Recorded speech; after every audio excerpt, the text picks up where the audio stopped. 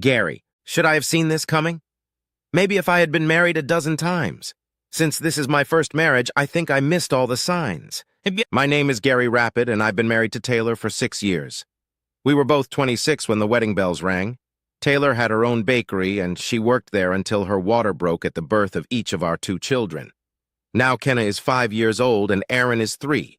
Taylor has some strange likes and dislikes. As a husband, you learn to deal with them. She hates polka dot and stripe patterns, loves paisley prints and soft shades of pastel colors. Think of purple and orange as a couple of her dislikes. Any food that ends in ESE is off the menu. Good luck with oatmeal or hot dogs. Like I said, it's irrational, but then again, I probably have my own list too. I work as a production analyst for a local oil company. Nothing special about the job, just a lot of working with numbers. Taylor and I have a pretty active social calendar, as we seem to be at parties at least twice a month. She's made a lot of friends at the bakery, and some of them have filled her head with a lot of weird ideas. Like it or not, at these parties I listen to their nonsensical ramblings. Can your eyes get stuck if you roll them too often? Our sex life seems pretty good to me. Neither Taylor nor I go overboard, so there's nothing kinky about it. So back to my problem. It was Wednesday when I got home from work. Dinner smelled good. The kids were watching some animated show. Usually Taylor doesn't drink until the kids go to bed, but this time she had a glass of the golden liquid. After I pecked her on the cheek, she picked up a heavy paper envelope and held it out to me. You need to take a look at this. There should be some changes. How stupid and ignorant I was. I thought maybe it was a wish list of things to do with my sweet wife. No, it was a petition for dissolution of marriage. It was a copy, and Taylor had signed the last page. What the hell is this? Relax! I don't plan on filing this unless you decide to be stubborn. My attorney has my signed copy ready to file with the court. She assures me that I will get the kids, the house, and lots of child support and alimony for myself and the kids. You can commit financial suicide by refusing to follow my plans. And what are those plans? I'm going to have a lover. Maybe 2. No way, that's not going to happen. Trying to speak softly so as not to scare the kids, I replied, Have it your way, and then I'll have lovers and all your money, or you can take what I give you and be a good boy. You'll still get lucky now and then. I turned and walked out the door. Who the hell was this woman? What had I done to cause this? Instead of taking a chance and doing something I would have done time for, I spent the night on my parents' couch. Taylor, I ambushed Gary last night. He left and didn't come home, but he'll do what I want him to do. The thought of parting with his precious money will make him droop. I'll get a chance to try a few lovers, and Gary will just have to live with it. Maybe it will be a fling, but then again, maybe it won't be. I'll be interested to find out. After closing the bakery at 2 p.m., I picked up the kids from daycare and headed to the grocery store.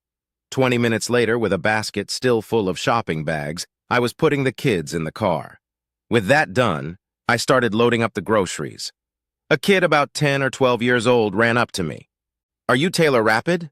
I am. Who are you? I was supposed to give this to you.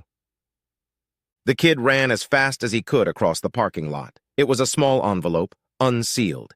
Inside was a note. Mrs. Rapid, we were hired to take your life. We promise not to harm your children at the time of your death. We will be in touch.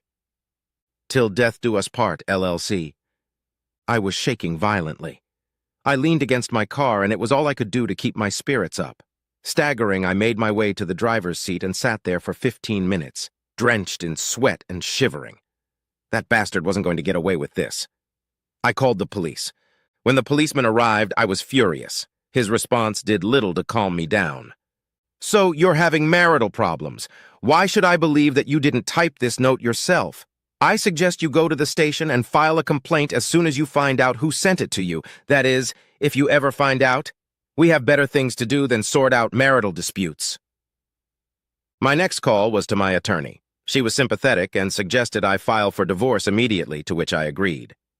Gary walked in at his usual time. His smirk pissed me off, but I didn't say anything. He kept ignoring me and spending time with the kids. Taking the dish out of the microwave, I turned around and saw Gary pointing his finger at me like a gun. He pulled an imaginary trigger and then smirked at me. I dropped my plate.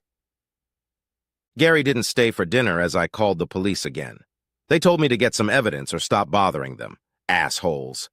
My life is on the line and they don't care about that. Plus, plus, plus, plus. The next day, while my parents watched the kids, I went to see my lawyer. Gary is just crazy enough to kill me, and I've been up really long the last few nights. Once in the lobby, I checked the time and found that I had 15 minutes to kill. As I made my way to the ladies' restroom, another lady nonchalantly got up from the chair she was sitting in and followed me. I was a few seconds ahead of her. No problem anyway, as there were several stalls available. Before I could close my stall, she swung the door open and shoved a big fat gun in my face. "Open your mouth wide, honey, and don't say a word." When I opened my mouth, she put the gun to the back of my mouth. My tonsils reacted, causing me to gag. "Don't worry, sweetheart, I'm not here to kill you. I mean, not today. My name doesn't matter, but call me Jackie Ripper. Sit down because you're probably about to piss and shit yourself. I'm not a completely indifferent person. We at the LLC want you to have time to properly say goodbye to your kids. For the next few weeks, as long as you wear that purple polka dot hat and that orange striped blouse, I'll let you live. If I see you without your kids or dressed differently than I just said, you probably won't see the sunrise again. Have I made myself clear enough for you, sweetie?" I nodded up and down. "Good. I wouldn't leave this bathroom until more than a minute before your meeting. If I hear you on the phone, you'll never see your kids again. Oh, and a little homework assignment for you. Figure out how you want to die. Poison, knife, or bullet, you know. Old age is not a choice. Now finish your little potty break and don't leave until it's time. Can you handle this cupcake?" I nodded in understanding. "Good. You try to run away and you'll leave me no choice. Now close your eyes and start praying." The gun flew out of my mouth and tears ran down my face, but not tears flowed down my legs at all. When I heard the restroom door close, I opened my eyes. Next to the polka dot hat and orange striped blouse on the floor in front of me were a wig and a toy gun. I was shaking harder than I had ever shaken in my life. With my lawyer running the show, the police finally got the report. They wanted a halter hat, but my lawyer turned them down. They made me look like a circus clown in them, but I wore them. Before leaving, the policeman agreed to take a quick look around my house. Nothing out of the ordinary. My lawyer left a text message saying that Gary had been served with a restraining order. When the kids asked where their sperm donor was, I lied to them. Plus, plus, plus, plus. Dad brought his semi-automatic pistol for my protection. Next to my parents, I felt somewhat safe. The anticipation was horrible. The next morning, I put on my freshly laundered clown outfit. My children did not go to daycare today and will not in the future.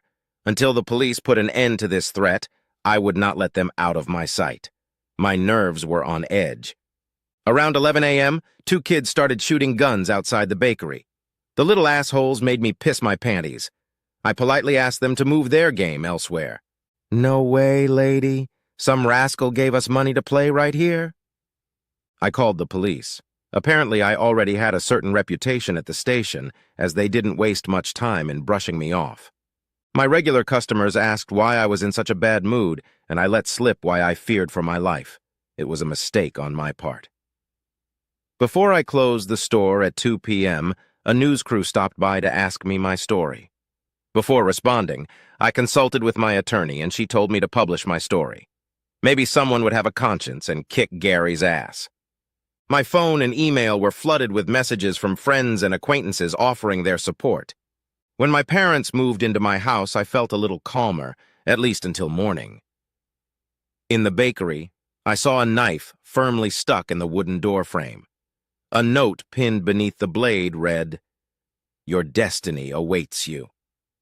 I filed another police report, which kept my clients in fear for a good hour. How hard is it to get a knife out of a damn doorframe? Wearing the same outfit day after day got on my nerves. Every morning was a challenge. Was I using my children as a shield? Maybe. I made sure to proudly walk them to the car and then hastily buckle them in. Then there was a sigh of relief. The package arrived mid-morning. I really didn't pay much attention to the person who dropped it off. My bakery was filled with flowers from people offering prayers and support. When I opened this package, I cringed. It was a Halloween prop depicting a severed head. I sat in my bathroom shaking and crying. It wasn't funny at all. The local news program followed my ordeal daily. Gary, much to my dismay, had complied with the restraining order. If only the bastard would have stepped aside, maybe this would all be over. Although the bakery was not usually open on Sundays, I felt safer in the bakery than I did in my home. Any desire to start looking for lovers had dwindled to almost nothing. The bastard would pay when the police finally found the ends. At least the police have CCTV cameras monitoring the bakery.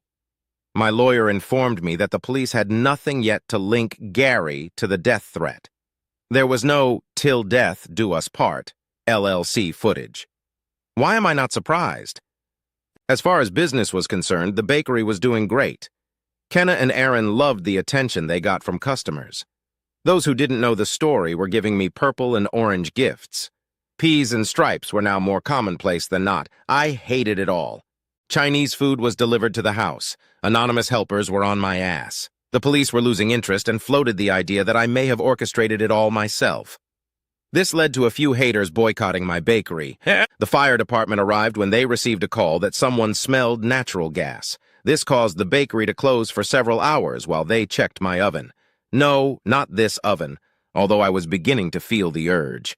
I was used to having sex, and it had been many, many days. Then I got a note. Time is running out. Make up with the one you love. After a visit to my doctor, I started taking pills for high blood pressure. I got testy and irritable with everyone. Well, Gary was about to pay for everything. I couldn't risk leaving the house to go to the bakery. If that bitch Jackie wanted to finish me off, she'd have to break into my house to get to me. It worked for one day. I was going crazy. It had been over a week since I'd last eaten well. I was surviving on protein drinks. The last note really hit me. Na na na na na na na na na na na na, hey hey hey, goodbye. I made my decision and spent most of the day online. After making a few calls, I thought I had found the solution. After changing into my clown outfit, I grabbed the kids and headed to the grocery store parking lot for the meeting. That's when it all happened. Soon there were police cars everywhere. Plus. Our top story tonight is an arrest in a murder-for-hire case. Talk of divorce has gone off the rails. Taylor Rapid has filed multiple police reports accusing her husband of hiring someone to end her life. Tonight she is behind bars after giving an undercover cop $2,000 to kill her husband. Taylor was sentenced to 10 to 20 years for solicitation to commit first-degree murder. Orange seems to be her favorite color in her closet now. When the light shines through the bars, the shadows form stripes on her outfit. The other inmates kind of pick on her. The purple bruises look like polka dots. She has quite a few lovers now, though not by her choice. Quite appropriate, don't you think? The police were unable to trace the $10,000 Gary withdrew from his 401k account. He said he lost it betting on the Celtics. Gary got the kids and the house in the divorce. When Taylor was incarcerated, Gary successfully petitioned the court to sell the house and move his children to the opposite coast. Gradually, Jenna and Aaron forget their biological mother. The work of the nanny living in the house is satisfied. She was home at 9:30. She was always home at that time on Thursdays, sometimes a little earlier. You can't be too careful. It was always exactly 10:15 when he came home from his lodge meeting. You could set your watch by it. Her father had gotten him into this. He had agreed just to please them both. But after he joined, he found that he liked the civil service aspect of it. He was so good at organizing fundraisers and social events that he was nominated and elected to the Board of Governors. As chair of the scholarship committee, he worked long and hard to support and raise money for the project. Through his efforts, they were able to fund 2 community college scholarships per year for deserving young people. She made sure she was clean and presentable when he got home. Sometimes she was in bed, but often she waited up and they talked about the previous day, how the scholarship fund was going, the mundane things married people chatted about before bed. Sometimes they made love, but usually they just snuggled together until they fell asleep. The first glimmer that something might be wrong came when she pulled into the driveway. She couldn't get into the garage. His car was parked at an angle, blocking both doors. A feeling of unease swept over her as she got out. He'd talked to her just a few minutes ago, and she'd told him she was home. Damn, she loved this house. A firm believer in apartment living, she'd let him talk her into moving here when her lease expired. It was a fairly new 3-bedroom house on a small lot. The dignity of the house was the porch that completely girdled the house. There was a swing in the front under the ceiling fans. They often sat under the fans, swinging lightly on the swing, enjoying the warm summer nights. She was perceptive enough to see what he was up to. This was the family home. Mentally, she could even see the swings and kiddie pool in the fenced backyard. One of the happiest moments of her life so far had happened last month when they were laying a new flower bed. She threw some soil at him to get his attention. "Hey, you." "What? Did I miss a spot?" "No. I just needed to tell you I was ready." "No, not yet. We haven't put in the fertilizer or the lime yet. We have to mix it in before we plant." "That's not what I meant. I'm ready to have a baby." "Good thing the flower beds are soft," she thought as he threw himself on top of her and pinned her to the ground. Love-making after that was slow, gentle, more in keeping with the exchange of souls rather than bodily fluids. She had never felt so loved. Most surprising were the tears he shed. He had always been so calm, so reserved. She stepped out onto the porch and headed for the front door, trying to be as quiet as possible. "Hello, Les." She jumped up. He was sitting on the swing. The porch light wasn't on, so she didn't see him. "Jesus, Kenny, you scared me. Come on, let's go inside." "No, stay with me for a while. Let's enjoy the breeze for a few minutes." He patted the spot next to him on the swing. "Where have you been? You said you were here, but you weren't here when I got home." She fidgeted awkwardly on the swing. "Oh, I didn't feel like sleeping. I remembered I was almost out of gas, and I didn't want to try to get any in the morning, so I drove to the corner market. There was only a quarter tank in the car. She hoped he wouldn't check it." He reached out and took her hand. "Really? I could have sworn you just got back from the Hideaway Motel on 5th Avenue. Room 69, funny, huh? That's the room, isn't it? Jerry's a little superstitious about these things. Isn't this where you usually meet every Thursday from 6:30 to 9 o'clock? She awed and tried to pull her hand away, but he held it firmly and wouldn't let go. "Relax, Les. I'm not going to hurt you. But I want you to promise to listen to me without interference. I promise it will be your turn to speak, and I'll listen when we're done. Will you do that for me?" "Good." She hunched over, shrunk into a small ball, and sniffed her nose loudly. He continued speaking in a quiet, colorless voice. "When I first heard about it, I refused to believe it. One of your friends saw you, and no, I don't know which one. She sent me an email from a public account. I ignored it at first. But the seed was planted and it sprouted, taking over the cracks in my brain until I finally had to get rid of it by refuting it. So I checked it out. I had a friend who looked after the house. Do you have any idea how disgusting it is to ask someone to do that? Especially when he's a friend to both of us. That favor may have ended my friendship with him. It was horrifying to watch him struggle with his emotions as he told me everything in brief. He even had pictures of you and him going in and out of the motel room, including hello and goodbye kisses. We were just lucky he didn't know who the man was. He tends to avoid me now. I think the pain he saw on my face that day is what he sees now every time he looks at me." Quiet sobs broke out. She tried to speak, but he gently put his fingers to her lips. "Hush, you promised to listen first." He pressed his fingers against hers until he felt her nod lightly. "Good. I'll try not to stay too long." The porch light was off. The only illumination of the scene was the light coming through the curtains in the living room. Though he continued to speak in a calm, even tone, his face was a mask of pain and suffering. But in the darkness, she couldn't see him. "When he showed me the pictures, I swear the sound of my broken heart almost deafened me. It was literally ringing in my ears. But after thinking about it, I felt like I needed to know why. Why could you two do this to us?" For the first time, his composure was broken, and a shuddering sob escaped his chest. He breathed deeply for a minute, trying to pull himself together. "Your own sister, Leslie, how could you? When your mom died, she stepped in and practically raised you. You should know that at 15, the last thing she wanted was the responsibility of a 9-year-old. But she stepped forward. Missed dates, dances, school events so she could be available for you. Your father told me that one year money was so tight that she gave up Christmas so you could have something under the tree. She loved you more as a daughter than as a sister. You know she'll find out eventually." Even if she deserves the truth, I'll never tell her. I love her too much to hurt her like that. Maybe she can forgive Jerry. She's the best woman I know. But to forgive you, Les, I don't know if her heart is that big." Tears rolled down her cheeks, gaining speed and volume as she first realized the consequences of her actions. She remembered the excitement, the smugness of knowing the secret, of getting away with something. It seemed so childish to her now. Her mind was already searching for ways to deal with the damage, desperately hoping she could fix it. How could she have been so stupid? But deep down, she knew that he loved her so much he would forgive her anything. It was her anchor, her excuse that even if she got caught, he would never leave her. For the first time, doubt crept in. I should have known, Les. Why? It was consuming me, so I slipped something into your purse. Remember that nifty little flashlight I bought for you? It was also a voice-activated voice recorder. It's amazing what you can find online these days. You know what struck me? There seemed to be no spark between you two. It was like, we're here, let's hook up so we can go home to our families. One time he even called it knocking back a quick piece, and you giggled and agreed. If it meant so little to both of you, why did you do it? Oddly enough, it gave me hope.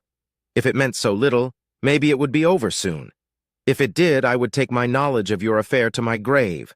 I had a plan. I was going to change my habits, make it hard for you to have your meetings. I thought that if it meant so little and I got in the way of getting together, dropped enough hints to scare you, you'd just give up. I even got the tape recorder out of your purse, but then I did something stupid. I listened. You want to know why I cried when you said you were ready to have our baby?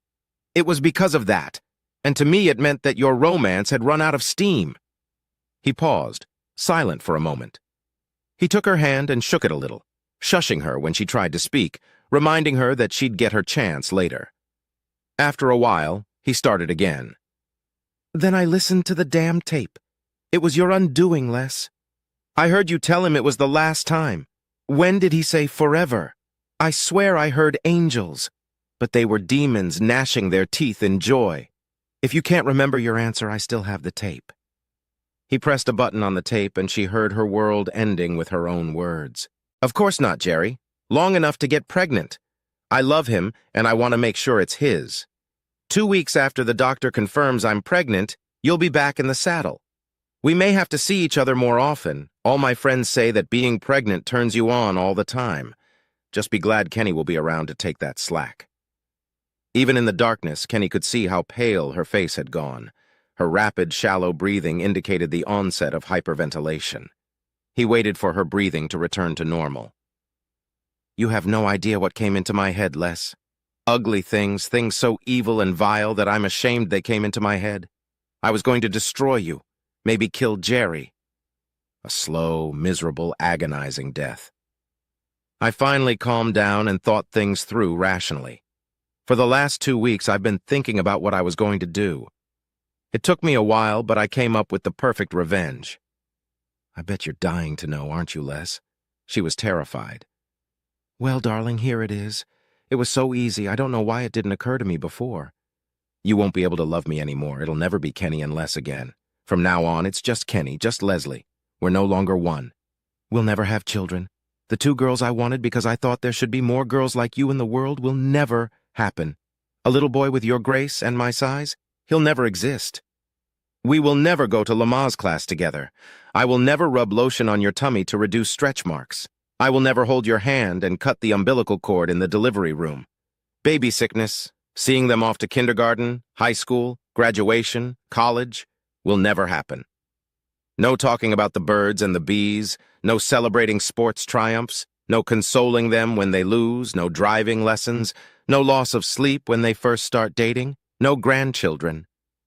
When your hands shake so badly you can't cut the cake celebrating your golden anniversary, I won't help you resist. You can never make me sad, and I can never make you sad when one of us finally dies.